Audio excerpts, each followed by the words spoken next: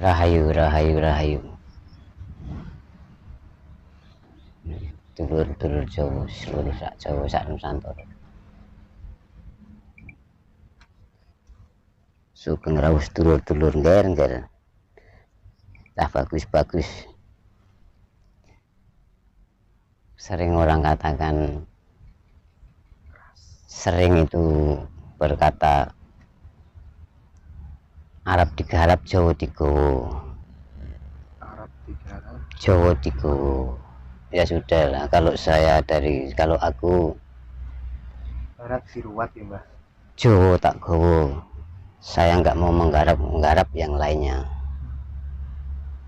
Kalau misalkan bergabunglah. Aku tak mau bergabung. Kalau bergabung nantinya kau jangan sampai sesat. Kalau mau ikutlah. Aku tak mau ikut-ikutan. Tapi kalau kau ikut, jangan sampai kau terpeleset.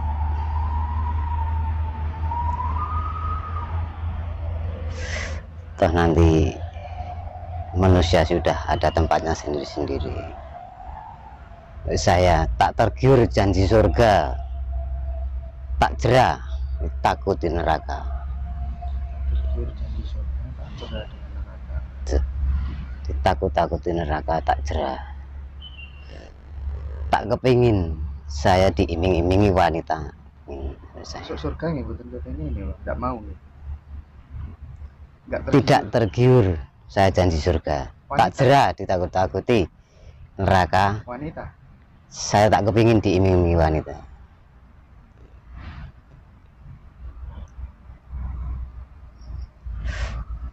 Karena semua itu, ya itu nanti ada caranya sendiri-sendiri atau mentempuh seperti itu, kita pun tidak mengerti.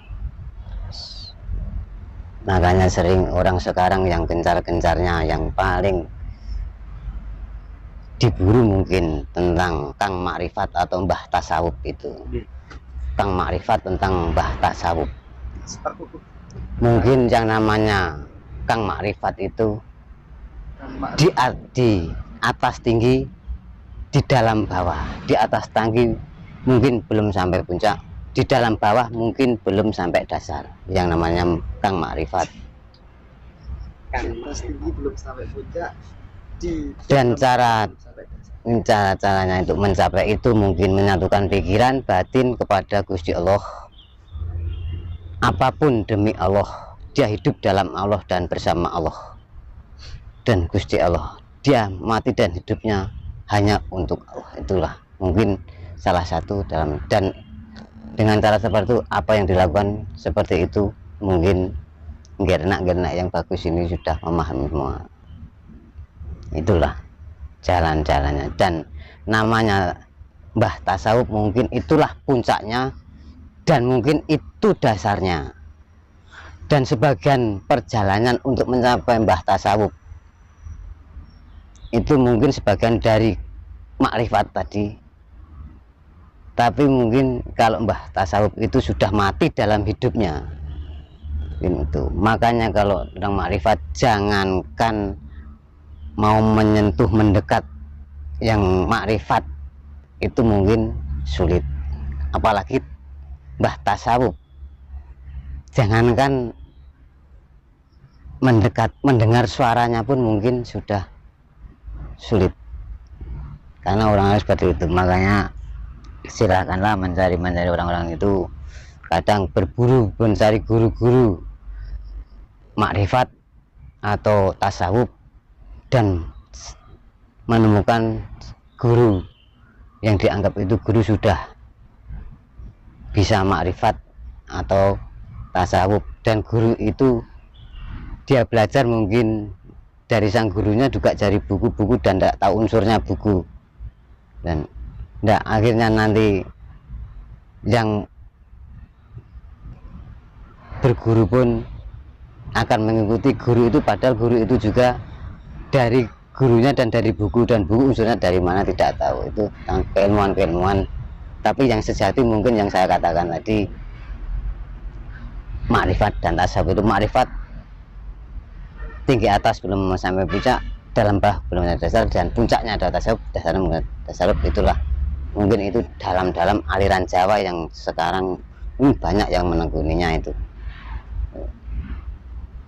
yang dinamakan itu.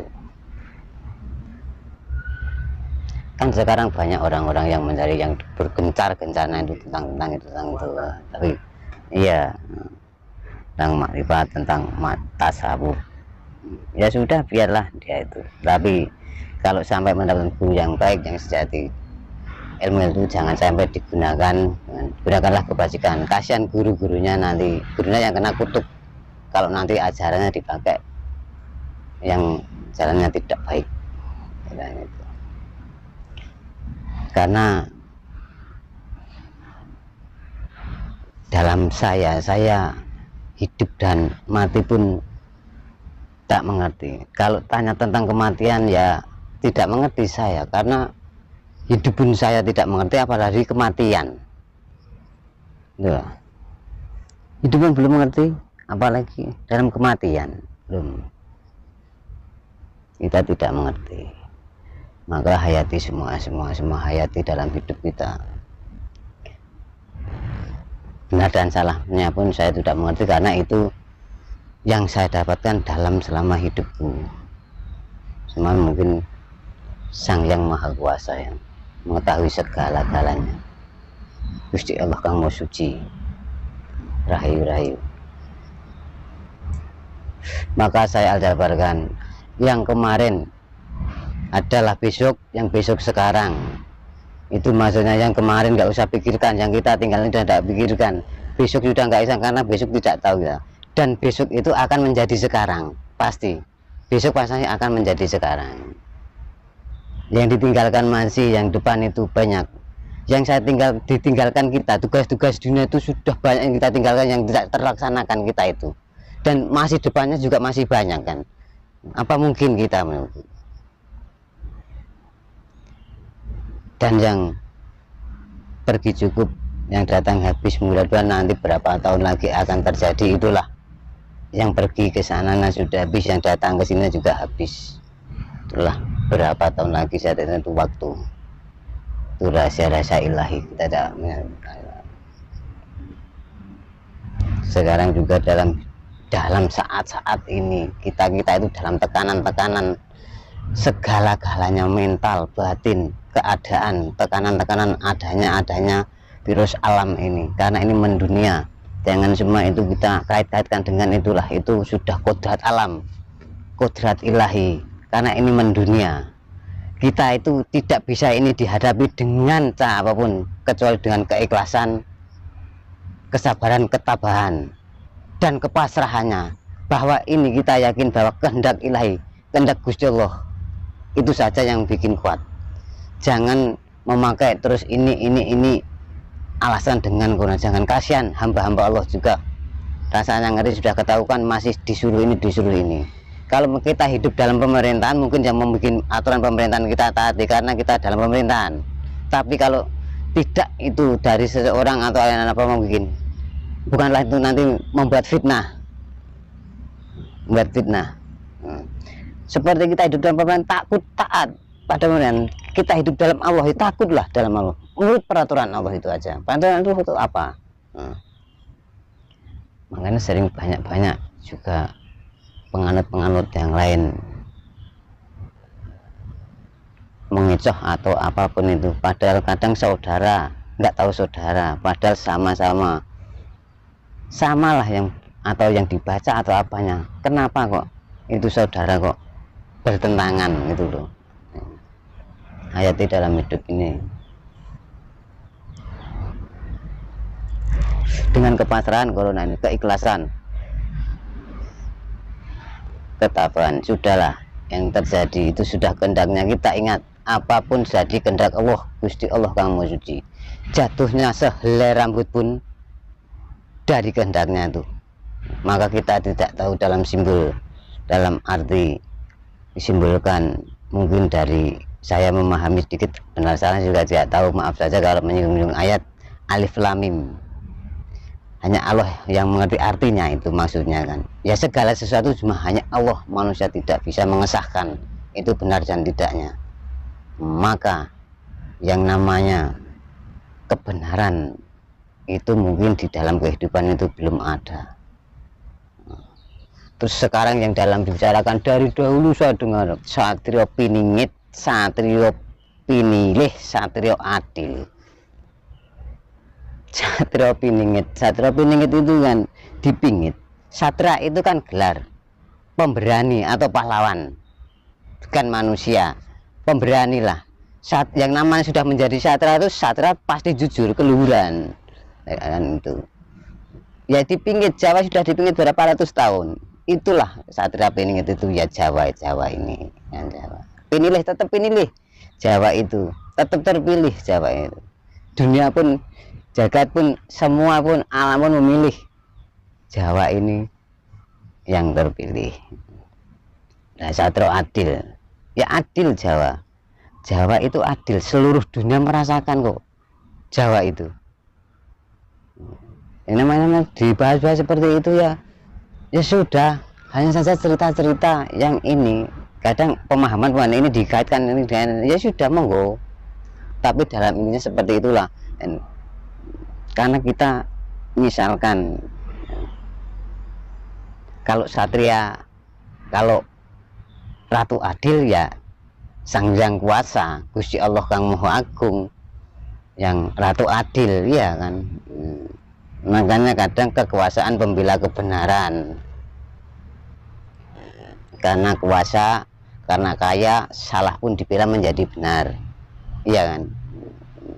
Iya, karena kekuasaan, karena itulah kebenaran yang salah fatal itu bagiannya.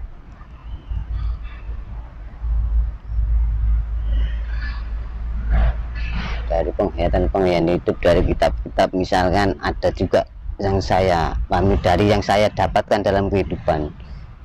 Mungkin dulunya itu salah, jadi tidak mengerti itu pun. Yang saya dapatkan dari dalam hidup saya, salah benarnya Gusti Allah ingkang Maha Mangertos, Sang Yang Widi. Islam adalah agama yang terakhir. Selain Islam nggak diterima. Maksudnya Islam ini agama yang terakhir, selain Islam nggak diterima. Kalau nantinya ada lagi agama selain Islam di bawahnya ini nggak diterima, yang bikin manusia. Maksudnya begitu. Tapi dipenggal aja, makanya setelah kalah para ahli-ahli kitab. Jadi dihayati bener, jangan nanti terpeleset. Karena dulunya kan mungkin ajaran-ajaran nggak ada pendidikan, ada surat penangkapan atau alatnya dikasih seperti itu, penangkapannya seperti ini, dikiranya agama lain nggak diterima. Terus nggak terima kemana? Itu kan hamba Allah gitu loh.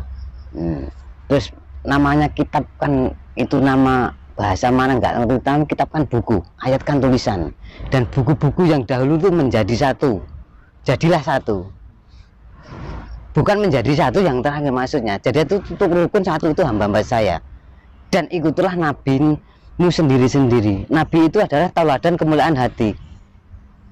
Tauladan Nabi itu kemuliaan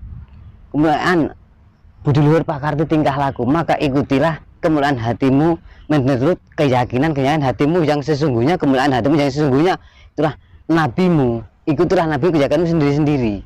Makanya dipenggal akan ikut Nabi sendiri-sendiri. Iya, Nabi kita sendiri, kemuliaan akhlak itu, maksudnya begitu. Itu ajaran-ajaran budi luhur, ajaran-ajaran Jawa sejati. Mungkin seperti itu, dulur-dulur rahayu-rahayu ada pemahaman lain, sumonggo. Karena Jawa itu berjuta, nggak ada batas aliran, Pak. Banyak sekali unsurnya. Itu. Tapi nek dikengken ringkes ajaran Jawa menurut jenengan nopo, Pak? Nek jenengan dikengken ringkes, intinya, perasaannya, santannya, bahkan minyak kelapanya kalau perlu nopo. Jawa itu kalau diringkes, disatunya seperti kelapa dikupas, diambil santannya, sampai diparut itu kan sudah sakit kan. Misalkan kita mengelupas kelapa, itu kan sulit kita untuk mendapatkan santan. Tapi setelah menembus kulit batoknya, kadang orang tetap pental balik karena keras. Mana-mana mungkin bisa mendapatkan santan, harus beras. Makanya dengan memeras batin perhatian marah dalam keprihatinan kita mendapatkan petunjuk santan. Nah, intisarinya ajaran Jawa adalah padi budi luhur dan kesatria. Ajaran Jawa itu adalah budi luhur, ringkasnya budi luhur. Kabecikan, kalersan, keutamaan itu Jawa itu seperti itu ajaran-ajaran itu. Kalau keilmuannya itu ya tergantung yang memakai ilmu itu. Apapun ilmu dipakai untuk nggak baik jadinya mungkin juga nggak baik. Ilmu apa saja dipakai baik jadinya baik. Dikatakan kalau nggak baik hitam, kalau baik putih. Kita punya ilmu baik, apapun dibuat nggak baik kan jadi hitam. Maksudnya hitam itu ilmu hitam katanya. Itu kan sebut-sebutan orang-orang, singkat saja kan gitu. Ya itu tadi makrifat dan tasawuf. Jangankan untuk menyentuh dalam keilmuan jalur-jalur ke situ juga ada yang bisa menemukan itu dalam teori-teorinya. Tapi pempraktekannya lain-lain kita mendapatkan. Misalkan panjenengan setunggal kula kei ABC juga ABC semuanya, kamu menjalani juga kan hasilnya makrifat juga lain kan, tempat kita kan lain. Terganggunya pikiran atau batin kan lain. Itu menyatakan pikiran kepada Gusti Allah juga, apa yang dilakukan segalanya untuk Gusti Allah itu disimbolkan dalam, mungkin kalau dalam pendidikan nyata mungkin makrifat itu dosen, rektornya mungkin tasawuf gitu aja.